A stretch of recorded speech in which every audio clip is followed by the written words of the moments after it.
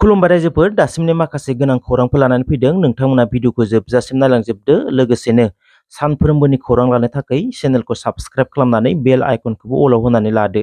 लोगोसे भिडिअखौ मोजां मोनदोंब्ला मोनसे लाइक खालामदो। नोंथांमोननि मोनसे लाइकआनो आंनि गेदेरथार थुलुंगानाय जागोन। अब्ला दिनैनि सेथि खौरां नोंथांमोननो होनो लागै आखायाव लादों। थांनाय 14 एप्रिल मंगलबार हरनि समाव गोबां बार, अखा आरो अन्थाइ गोग्लैनाया उदालगुरि जिल्लानि माखासे ओनसोलाव गाज्रि गोहोम गोग्लैनायखौ नुनो मोन्दों। गिख्रंथाव बार आरो अखा हानानै उदालगुरि वार्ड नं 2 नलबारियाव गिदिर बिफाङा बायनानै गंसे न'नि सायाव गोग्लैसिननानै न' सिङाव उन्दुबाय थानाय सानै आइजोआ जिउ गोमायो। जिउ गोमानाय सानैबो गहपुरनिफ्राय उदालगुरियाव आलासि जानोसो फैदोंमोन होनना खौरां मोन्दों। गहपुरनि जयपुरनि थागिबि आन्द्रियास नार्जारिनि बिसि गीता नार्जारि 40 बोसोर बैसोनि आरो जवाकी मोसाहारिनि बिसि सुमिला मोसाहारि 34 बोसोर बैसोनि होनना मिथिनाय जादों। जोबोरैनो दुखुनांथाव जाथाय जानानै थांबाय। बिनि अनगायैबो बारि बागान, न' बांफोरा गोबांथार खहा जानायनि खौरां मोन्दों। गिदिर गिदिर अन्थाइ गोग्लैनानै न'नि थिंफोरा गब्लं जादों। गोबां गय बिफांफोर आरो गिदिर गिदिर बिफांफोरा बायनानै खहा खालामदों। गोबां आबादफोरा नस्थ' जादों होनना खौरां मोन्दों। बोथोरनि बेबायदि गाज्रि गोहोम गोग्लैनाया रायजोनि गोबां ओनसोलफोरावनो गिखांनाय लाबोदों। दुबाइयाव गोबां गिख्रंथाव अखा हानायनि जाउनाव गिख्रंथावै दैबाना जानायखौ ससियेल मिडियाफोराव गोसारनायखौ नुनो मोन्दों। बिरखं गाथोनफोरा दै लोमनायनि जाउनाव बिरखंफोरखौ गुबुन थावनियावसो दैथायहरनायखौ नुनो मोन्दों। लामा सामा हान्थामेलानि बेलायाव गाज्रि गोहोम गोग्लैनायखौबो नुनो मोन्दों। बिसायख'थिनि साना खाथिसिन मोनफैनायजों लोगोसेनो आसामाव गोबां अर्गेनाइजेसनफोर, माहारियारि आफादफोरा खौरांगिरि मेल खुंनानै फोरमायना होनायखौ नुनो मोन्दों दि बे लकसभा बिसायख'थियाव सोरखौ सापर्ट खालामगोन बेखौ फोरमायना होनायखौ नुनो मोन्दों। उदालगुरि जिल्ला आदिबासि फरायसा आफादाबो रोखा खालामना होदों दि बे बाराव बिजेपिनो भट होआ होननानै। बिथांमोननि दाबिफोरखौ मावफुंना होनायनि खोथा होदोंमोन भारत सोरखारा। नाथाय जायफोर दाबिफोरखौ लानानै दुलाराय आदिबासि फरायसा आफादा सोमावसारदोंमोन, दाबि आरो सोमावसारनायनि फिथाइखौ आसाम सोरखार आरो भारत सोरखारा होआखिसै। मावफुंना होनायनि बाथ्रा होदोंमोनब्लाबो नाथाय बिजेपि सोरखारा फोथायखेबस' खालामनायनि फिथाइखौ बिजेपि सोरखारनो होनो थि खालामदों आसाया। उदालगुरि जिल्लानि गासैबो थागिबि आदिबासि लोगोसे गासै आसामाव थानाय आदिबासिफोरनिसिम बे बाराव बिजेपि दोलोनि हेंथायै भटखौ होनांगोन होनना खावलायनायखौ नुनो मोन्दों। 1 नं क'क्राझार लकसभा बियाबाव उदां बिजाथि महरै सेकेन्ड नबकुमार सरनिया। नबकुमार सरनियाआ क'क्राझार एसटि खथायाव 10 बोसोर बर'फोरखौ खाना खालामबाय। नबकुमार सरनियाआ बर' कसारि नङा आरो ट्राइबेलबो नङा होननानै फोरमान जाखांनायनि उनाव दायो फिन खनसेबाव सेकेन्ड नबकुमार सरनियानि जोनोम। मख'नो गोनांदि 1 नं क'क्राझार लकसभा बियाबाव बि.पि.एफनिफ्राय टिकेट मोनैनि उदां बिजाथि महरै क'क्राझार एसटि खथायाव बिसायख'थि गेलेनो साननाया फैमाल जागोन नामा? बिथाङानो जादों पृथ्वीराज नारायण देब मेस। मख'नो गोनांदि पृथ्वीराज नारायण देब मेसआ चिरां जिल्ला डिसि अफिसनिफ्राय एसटि सार्टिफिकेटखौ कालेक्सन खालामनानै क'क्राझार एसटि रिजार्भ खथायाव नमिनेसन होदों। नाथाय बिथांमोननि बेकग्राउन्डआ बुङो बिथाङा एसटि नङा। बिथांनि नमिनेसन होनायखौ माब्लाबाबो गनायना लानो हाया।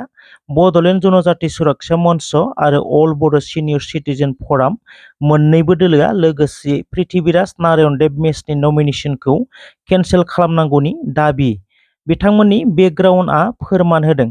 पृथ्वीराजआ एमअबिसि कमिउनिटिनिसो। बिथाङा राजबंशी कमिउनिटिसो। मख'नो गोनांदि पृथ्वीराजनि हाइ स्कुल डकुमेन्ट्सफोरा बिथांनि हानि लेखा एनआरसि गासैबो डकुमेन्ट्सआव राजबंशी होनना फोरमान होदों।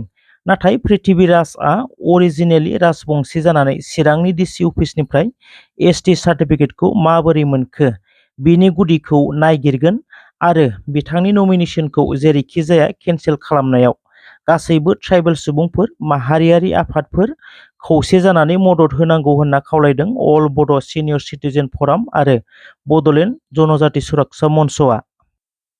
उदालगुरि समस्ति जानांगौ होननानै लिरनाय गैया होननानै बुंग्रा दिलीप शइकियानो भट होनांगौ होनना माहारियारि आफादफोरा माबोरै बुंनो हागौ? जाय व्यक्तिया उदालगुरिखौ जौगानायखौ एसेबो हामजाया, जाय व्यक्तिया उदालगुरिनि रायजो राजानि जौगानायनि मोनसेबो खामानिखौनो मावाखै, बेबायदि व्यक्तिखौ भट होनांगौ होनना माहारियारि आफादफोरा माबोरै बुंनो हागौ? बिक्रम दैमारिया बुंदों जायफोरा दिलीप शइकियानो भट होनांगौ होननानै रायजो राजाखौ बुङो बिथांमोनखौ सिनायनानै ला होननानै बुंदों बिक्रम दैमारि। भारतआ मोनसे गणतान्त्रिक हादोरब्लाबो माब्लाबा रायजो राजाखौ खावलायनो गोनां जायो। रायजोनि माखासे इस्युफोरखौ लानानै माखासे आद्रा जानानै थानाय खामानिफोरा जाफुंनांगौनि थाखाय सनितपुर समस्तियाव रायजो राजाया एनडिएनि बिजाथि रनजित दत्तखौ देरहाहोनांगौनि बिबाना सनितपुर जिल्लायाव थानाय बर' रायजो राजानि होनना बुंदों सनितपुर जिल्ला बर' फरायसा आफादआ। हाग्रामा महिलारिया मोनसे समाव बुंदोंमोन आउट अफ बिटिसिनि बर'फोरा बिदेसि आरो हाग्रामा महिलारिया बुंदोंमोन सनितपुर आरो बिश्वनाथनिफ्राय बिटिआरआव मोनसे गामि हाबोब्ला आंनि खोमाखौ हास'ना होगोन। बेबायदि बुंग्रा दोलोआ सनितपुरनि बर' रायजो राजानि थाखाय मा खामानि मावनो हागोन? जोङो सनितपुर जिल्ला दुलाराय बर' फरायसा आफादा देग्लायनि जि सनितपुर लकसभानि जि 2024 मायथाइनि जि कनस्टिटुएन्सियाव जोङो बिजेपिखौ सापर्ट खालामदों आरो गासैबो बर' रायजो राजा बिथांमोना जाहाथे नैबे जि फरायसा आफादनि जि खावलायनाय जाहाथे बेखौ नोजोर होयो आरो बिनि गेजेरजोंनो जोङो थाङो। नंगौ नोङो भारतआ मोनसे जिहेतु हादोर दा गणतान्त्रिक हादोरब्लाबो जोंहा जिहेतु जेंनाया थानायनि थाखाय जोङो मालाबा रायजो राजा बिथांमोनखौ खावलायनो गोनां जायो आरो खावलायनायनि गेजेरजों रायजो राजा बिथांमोनाबो जिहेतु मानियो जोंहा दिनैसिमबो जोंनि इस्युफ्रा जोबाखै हिसाबै दा बेनिनो जोंनि गेजेराव गोबां गुबुन गुबुन राजनीतिक दल जोंनि गेजेराव फैयो। दा जोङो बेवहाय नुनो मोन्दों बिपिएफ दलाबो जोंनि गेजेराव फैदों, कंग्रेसआबो जोंनि गेजेराव दंखायो, नोङो सिपिएमफ्राबो जोंनि गेजेराव फैदों आरो आम आदमि पार्टी दा बिथांमोनाबो बेहाय फैदों। दा बेवहाय गुबुन गुबुन दलनि बाथ्राफोरखौ आं बांद्राय बुंनो सानाखै।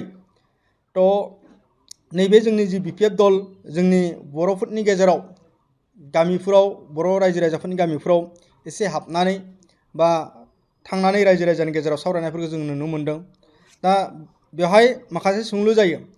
दिनै बिपिएफ दलनि जाय बिथाङा आफादगिरि बा बिथांमोननि जि दलनि जि बिबानखौ लानानै सामलायगासिनो दङ। दा बै हाग्रामा बिथाङा मोनसे समाव बुंदोंमोन दि सनितपुर जिल्लायाव थानाय बा गुबुन बिटिसिनि बायजोआव थानाय बर'फोरा बिटिसि होननानै बाथ्रा बेबायदि बिथाङा बुंदोंमोन आरो 2020-23 जानुवारिनि बिटिआर गोजोन गोरोबथा दा बेनि गेजेराव जोङो जेबो मोननो हानाय नङा, बे गोरोबथाया मोनसे दावदै गला होननानै बिथाङा बुंदोंमोन आरो बिथाङा बुंनाय जादोंमोन दि सनितपुर आरो बिश्वनाथनिफ्राय मोनसेबो जुदि गामि हाबोबा आंनि खामाखौ आङो हास'गोन होननानै। दा जाय बिथाङा दिनै बिटिआर ग्रुपखौ सापर्ट गैया, बिटिआर ग्रुपखौ लानानै गोजोननाय गैया, बेबायदि मोनसे दला जोंनि बर' रायजो राजानि नैबे सनितपुराव थानाय बर' रायजो राजानि मा समस्याखौ समाधान खालामगोन? दा बिथांमोना खालि राजनितिकनि थाखाय दिनै गावनि दलखौ बेहाय होदों। दा बिथांमोना दिनै गंसेबो गामि हाबनाय नङा आरो हाबोबा खोमा हास'गोन बेबायदि बुंलायनाय मोनसे दल दं जाय बिथांमोना दिनै समर्थन खालामदों। देट मिन्स मा बुजायनो नाजादों जे बिथांमोनाबो सनितपुर जिल्लानि बर' रायजो राजा बिथांमोना हा मोननायखौ लुबैजाया नामा? सनितपुर जिल्लायाव थानाय बर' रायजो राजा बिथांमोननि बै ओनसोलाव गोलैसोनानै थानाय फरायसालिफोरखौ प्रभिन्सियेलाइज जाजानायखौ बिथांमोना लुबैया नामा? दा बिथांखौ समर्थन खालामनानै दा जोंनि सनितपुर जिल्ला ओनसोलनि जि गामि 41टा हाबबाय आरो जिखिनि हाबनो गोनां दङ, जि एक्सटेनसन पार्टआव जिखिनि जानो गोनां दङ, बै जाजानायखौ बिथांमोनाबो लुबैया नामा? थेंक इउ स' माच रायजोफोर जायफोरा भिडिअखौ जोबजासिम नायजोब्बाय नोंथांमोनखौ गासैखौबो थेंक इउ आरो लोगोसेनो भिडिअखौ मोजां मोनदोंब्ला मोनसे लाइक खालामदो। नोंथांमोननि मोनसे लाइकआनो आंनि गेदेरथार थुलुंगानाय जागोन आरो नोंथांमोना आंनि चेनेलखौ दासिमबो साबस्क्राइब खालामाखैब्ला सानफ्रोमबोनि खौरां लानो थाखाय चेनेलखौ साबस्क्राइब खालामनानै बेल आइकनखौबो अलाव होनानै लादो। थेंक इउ स' माच।